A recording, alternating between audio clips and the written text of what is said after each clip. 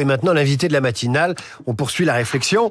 L'un de nos meilleurs politologues, professeur des universités, président de l'association des anciens Sciences Po. Avec lui, nous continuerons donc à tirer les leçons politiques de la décision de justice qui rend Marine Le Pen inéligible en 2027. Radio Classique, 8h15. Pascal Perrineau, bonjour. Bonjour. Pascal Perrineau, on est tenté à chaud d'employer l'expression de séisme politique, de sidération. Pourtant, c'est pas la première fois qu'un responsable politique de premier plan est empêché. Non, en effet, si l'on se souvient, sans remonter au XXe siècle, mais depuis les années 2000, il y a eu de nombreux candidats qui ont eu maille à partir avec la justice et qui ont été obligés de se retirer. En 2004, Alain Juppé, déjà pour une histoire d'emploi fictif à la mairie de Paris, avait été obligé de se retirer de la vie politique provisoirement pour essayer ensuite d'y revenir. François Fillon, bien sûr, en 2017, touché en plein cœur d'une campagne électorale qu'il avait commencée, et on parlait de François Fillon déjà à l'époque comme étant le futur président de la République, comme c'est le cas un peu pour Marine Le Pen aujourd'hui. Et puis, bien sûr, Nicolas Sarkozy aujourd'hui, dont tout retour dans la vie politique est plus que problématique.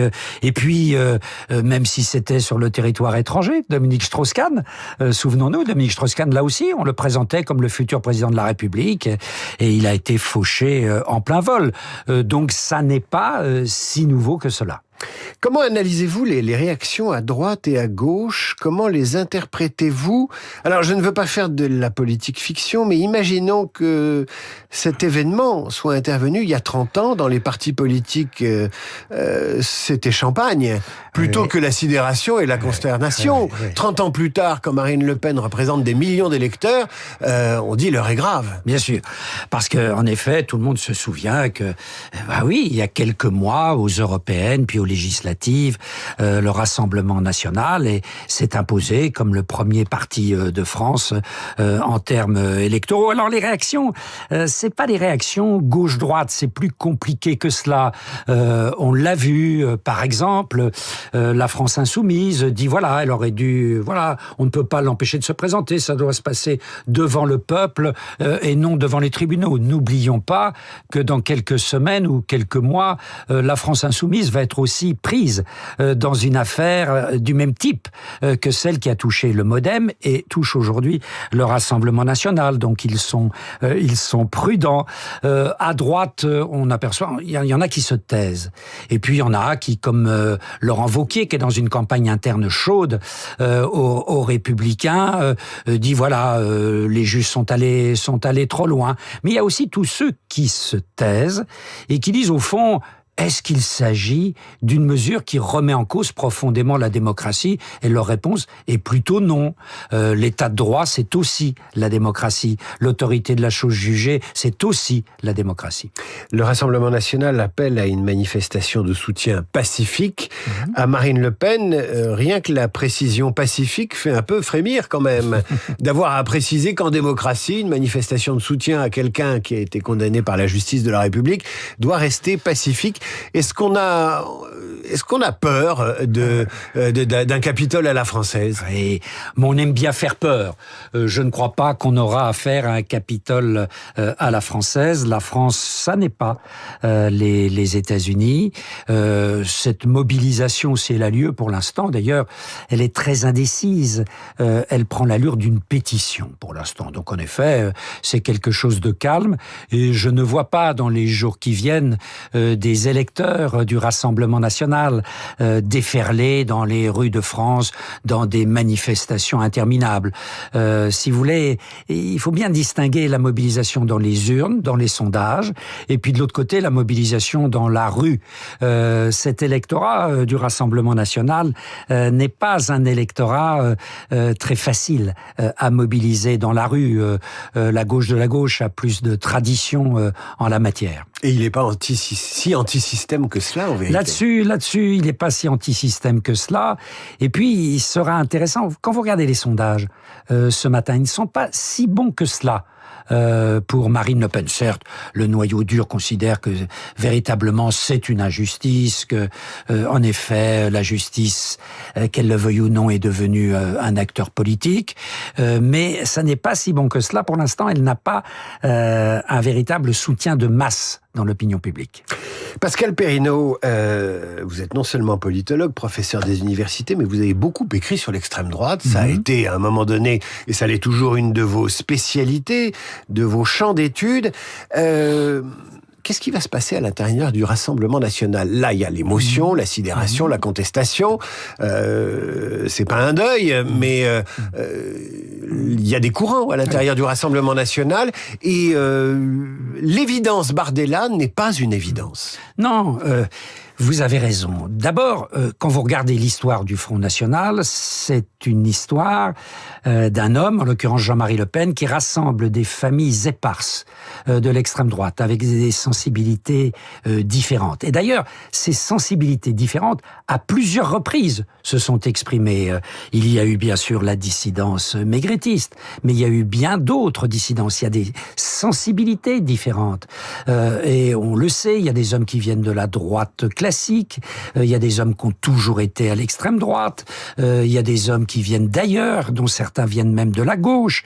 Donc ces sensibilités, pour l'instant, tout le monde, en effet, comme un seul homme, et c'est normal, derrière Marine Le Pen, mais très vite, on va avoir des appréciations et des ambitions différentes.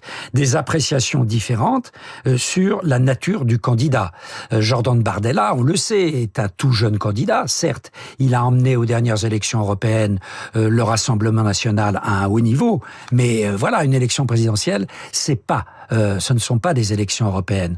Et donc, il va y avoir certainement des jugements différents au cœur du Rassemblement national sur la capacité de ce tout jeune candidat qui n'a pas une expérience politique phénoménale à pouvoir transformer l'essai de la prochaine présidentielle. Et ça va commencer, je crois, à mon avis, très vite. On va commencer à se positionner au sein du Rassemblement national de manière différente sur l'option B, l'option Bardella. Le légitimisme du Rassemblement national, c'est-à-dire la fidélité au chef, qui plus est quand il s'appelle Le Pen, ça permet aujourd'hui à Marine Le Pen de ne renoncer en rien à ses ambitions et d'estimer que Jordan Bardella est, je résume, une roue de secours, mais pas plus. Bien sûr. Ça serait difficile qu'elle ait une autre attitude aujourd'hui. Parce qu'en effet, il y a une toute petite voie de sortie qui lui permettrait d'être éventuellement candidate lors de la prochaine élection présidentielle de 2027. Et donc, elle doit y croire, ou elle doit faire semblant d'y croire.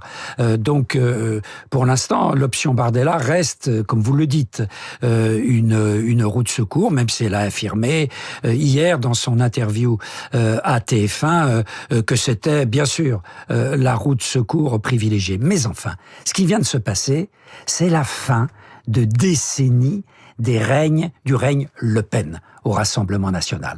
Là, on a l'impression que véritablement, ce qui n'est pas une parenthèse, ce qui a été une longue période de construction d'un parti qui est passé de rien au statut de premier parti français, eh bien, est en train de se terminer. Le gouvernement doit-il redouter des représailles au sein de l'Assemblée nationale sous forme de censure, de la part du Rassemblement national, évidemment ?